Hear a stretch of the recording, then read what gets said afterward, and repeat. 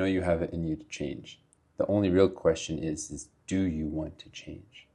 What's up, everybody? My name is Zico, and 3 months ago, I quit my job to pursue a life that I thought was worth living. I've wanted to quit my job for a long time, but it wasn't until I followed these steps that I feel like I really made it happen. So I put together this guide that I'm going to go through to help you do the same. Firstly, and most importantly, you have to want to change. Now, I believe that everybody wants to change, but they get in situations, they get into circumstances where they no longer feel like they can change, so they put the idea of changing on the side. What you'll be able to build by following these steps is the idea of agency. Agency is the ability to influence yourself, thoughts, and actions, and the factors behind making choices.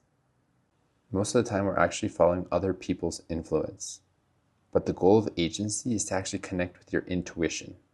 So again, with agency, you'll be able to influence yourself, your own thoughts, and your actions. Thoughts are the root of action, but action is what we actually get to see when we want to make change. This is about mobilization of the vital force. You make choices, you learn from your mistakes, you gain awareness, and then you go back and make choices, hopefully this time the right choices. So I based this off of the 4 levels of consciousness. And all too often we get stuck in this first level of consciousness, which is life is happening to me.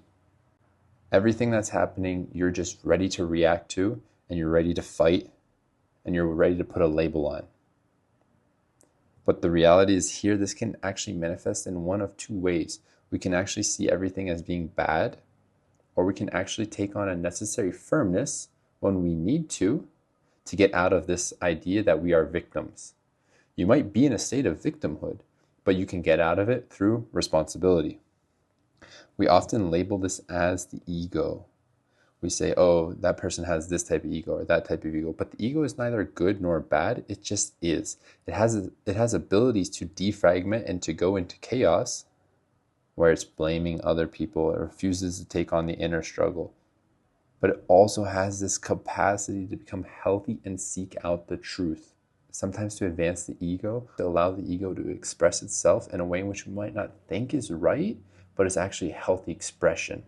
It might be putting up a boundary, showing our anger, but in a healthy way, not in a neurotic way. The beautiful part about this stage is it comes with an immense amount of insights.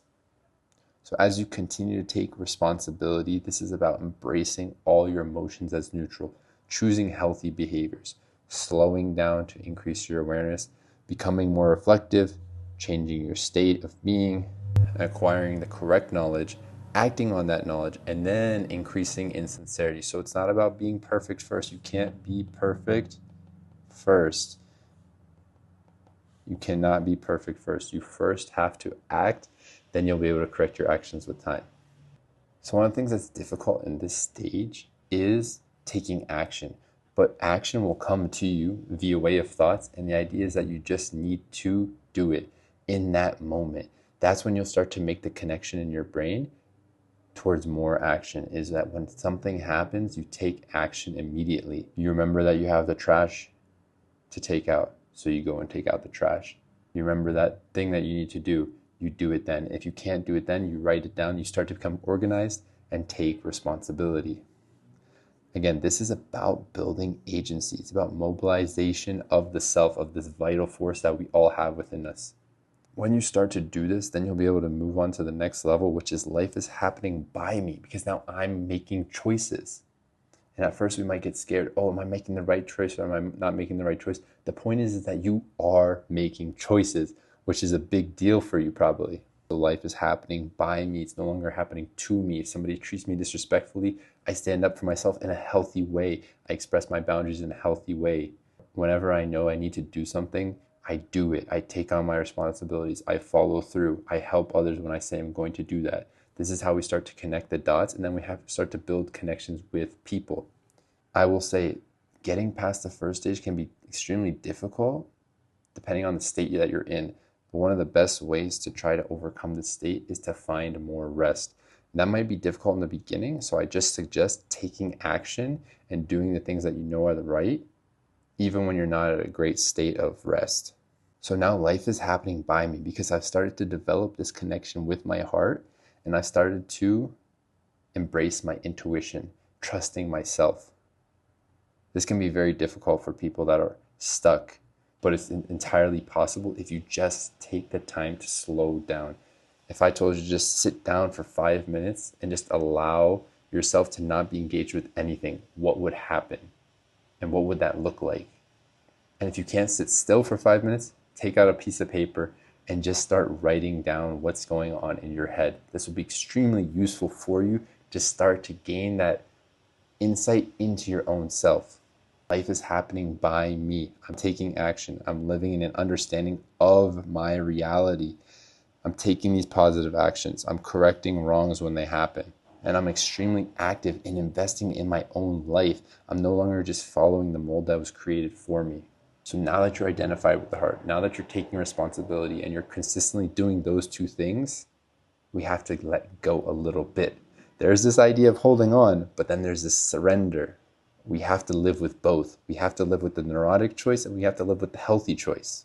And this is extremely difficult because just because we think we have the neurotic choice, we think it might be the choice to make. But this is actually living in the paradox. This is allowing space for both, allowing space for the neurotic tendencies that your ego has, but expressing the positive tendencies that you've developed now with your ego. This is about learning how to hold power, learning how to hold this power specifically, because you don't want to express it, but it needs to be there. You have to increase your capacity for certain types of emotions. We allow for evil as a potential, yet negate it when it doesn't align with our heart. When it doesn't align with our heart, we negate it. This is how we dissolve reactivity to our triggers. We allow for the triggers to hit us, we hold them, and then we let them dissolve. If you want to get better at this, I highly recommend you look into somatics. I'm going to be talking about somatics a lot more on this page, but somatics are extremely useful in helping you train yourself to become less reactive to triggers. You might still be reactive over time, but you will be less reactive to the triggers that you were previously reactive to. Somatics is about getting in touch with the self, the soma, the body, and taking a bottom-up approach to reality. The body actually influences the nervous system, which influences the mind, which actually influences your state. And all that can start with the breath. You can actually change your whole state, your whole body, just by breathing differently. So now that you've taken responsibility, you've surrendered to that responsibility, you surrender to everything that's happening, you allow for everything that's happening, now you can start to infuse a path for yourself. This is where we start to get identified with a deeper level of our heart. We open up. We allow ourselves to become a channel in which our unique essence can shine. This is about removing the influence of that negativity. First, we have to learn to sit with it. We can actually take on a different perspective to it. It's about having awareness, curiosity, asking questions instead of making judgments. This is, again, the ego wants to make judgments. It wants to say right, wrong, black, white. But here we get to actually ask questions. It's a huge point. This is a huge part of growing, a huge part of maturity, asking questions instead of making judgments. So now that we're seeking to understand the multidimensionality of our life and others, we're witnessing our life, we're witnessing other lives, we're witnessing both of our lives at the same time. Now we start to open up and increase in expansiveness. When we do all these things, we will grow. The important thing to remember here is that this is going to be a constant cycle. All these things have to be checked at the same time. Different circumstances in different parts of your life, they'll come into play differently. But let's say now you've taken responsibility, you've gained a sense of agency, you know how to make the right choice between two different choices. Well, first of all, you're probably going to have more difficult choices to make where you're deciding between two very good options.